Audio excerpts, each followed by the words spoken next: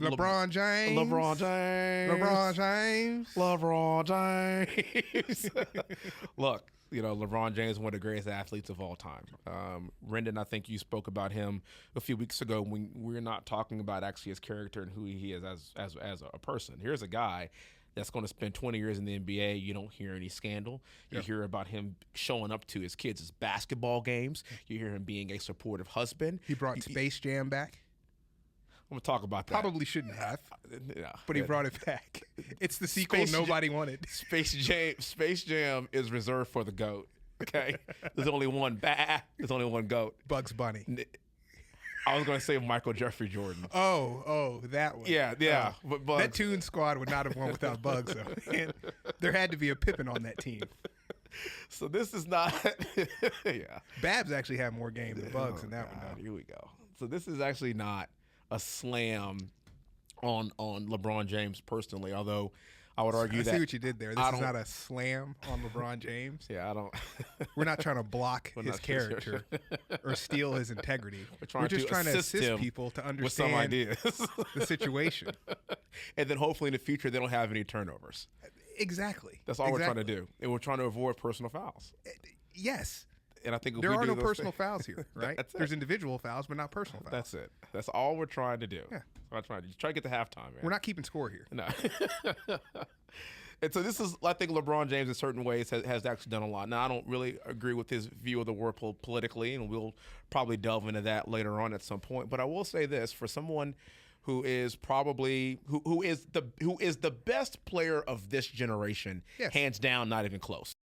He's the best player of the last 15 years, and there's no getting around that. Yeah.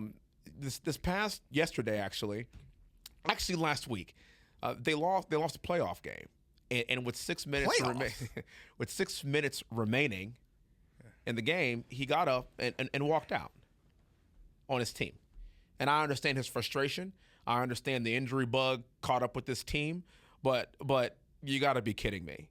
And then just yesterday, we saw him leave again without shaking the hands of the other team, and then giving a press conference that I felt like was actually lackluster for what we would expect as someone that we view as one of the top leaders in this realm. And again, this is not about bagging on a grown man. He's 36 years old. Yeah. He's won 4 more championships in the NBA than I ever will. He is one of the greatest players of all time. But what I am saying is that if you want to be an example and be a social justice warrior and go that route, there has to be a certain level of consistency with how you lead and how you behave on the court as well. Leaders lead. Leaders lead, and I think when I think about leadership and quotes and the ones that really resonate with me, 1953, Harry Truman farewell address. Mm-hmm. The buck stops here. Mm-hmm. And we can make excuses as to, well, I didn't want to do this and I didn't want to do that, or I was frustrated. Mm-hmm.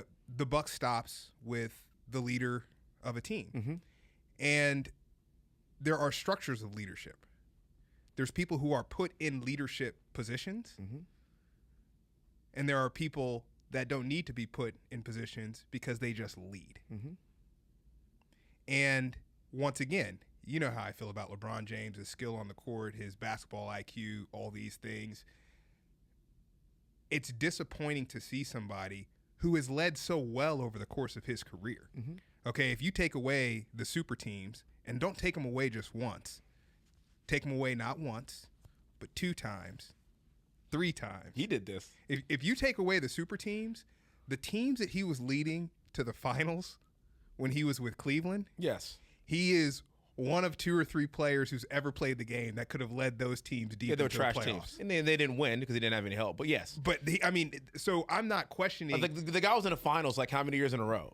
Like a bunch. Yes, it's just insane. I'm not questioning his leadership abilities or capabilities. I'm talking about the leadership examples that we pass on to the next generation. Yes. He's done a lot of things right from a leadership perspective. Mm-hmm. This was a major blunder. Yes. It was a lack of sportsmanship. Mm-hmm. It was, I think, in many ways, selfish. Mm-hmm.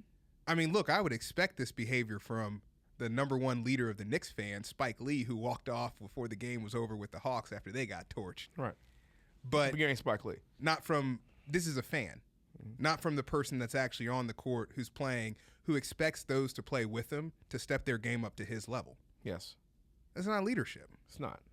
One of the best things that I learned from West Point, and certain things are just seared in your mind. The ring poop, we talked How's about the cow? that. Hey, she walks, she talks, she's full of chalk. The lacteal fluid extracted from the female of the bovine species is highly prolific to the nth degree. Yeah. Right? Like Yeah. certain things are just seared in your memory. Yeah. And remember the leadership acronym that Yes. we learned for I'll never forget it. for the values of the Army. The leadership acronym loyalty. It's not spelled, but it's spelled wrong. Yeah, it is spelled LDR. wrong. Yeah. It's LDR. Go ahead. But intelligence isn't on there. Loyalty, duty, yeah. respect, selfless service, honor, integrity, and personal courage. 7 values of the Army. Wow. That seared in my mind in terms of when I see leaders and I see things that don't show that leadership.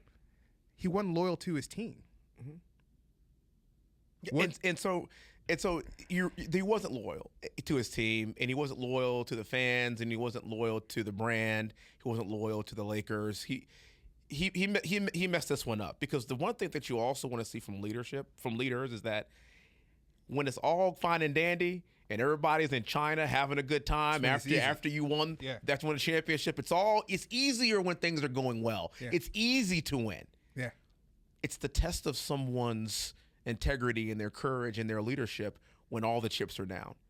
And let's be honest, he had to be very frustrated in this last series because Anthony Davis was hurt the entire time. With a healthy Anthony Davis, we're probably not even having this conversation.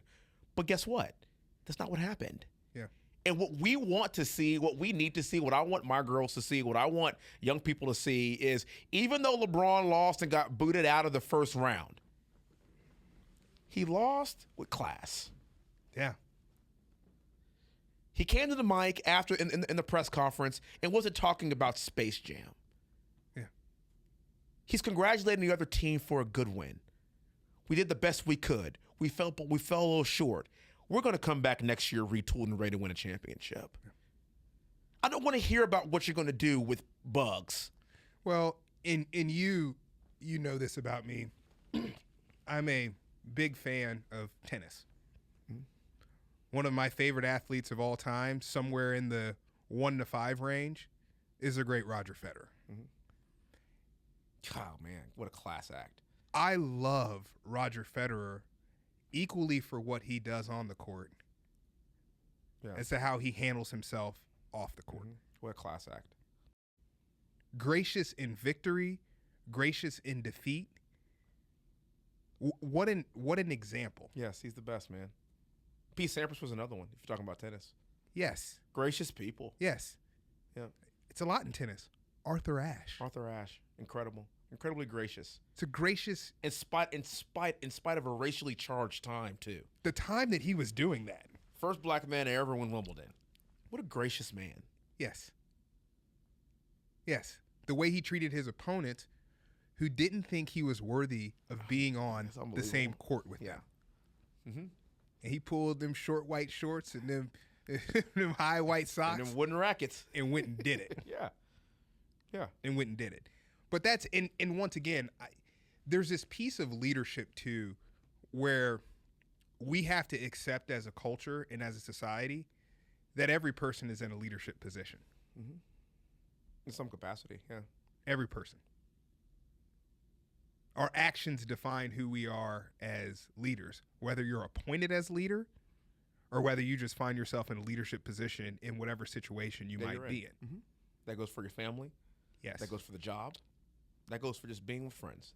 Yes. But, since we're still talking about basketball, the one thing that still forever will rub me the wrong way is your boy Isaiah Thomas. Yeah. With Michael Jordan. Walking out, not shaking their hand. Now, you could say what you want about the era and about the time and this, that will forever stick out to me. So you've beaten Michael Jordan and that Bulls team for years. Yeah. And then you know what? They retooled, they got better, and they got you. Tip your hat to them. Well, lose graciously. and I will say this because, once again, not a bash LeBron James session. LeBron James giving a signed jersey to Devin Booker after he hung 50 on him to boot him out of the playoffs for the first time in the first round for the first time in his career. That was classy, man. It really was classy. I like that. Yeah, I saw that too. I like that a lot. Yes. So it's not just slamming on him, but look, I mean, if there's opportunities where we can better. be better role models, where we can get better, I mean, that's what I like to highlight. That's a good point.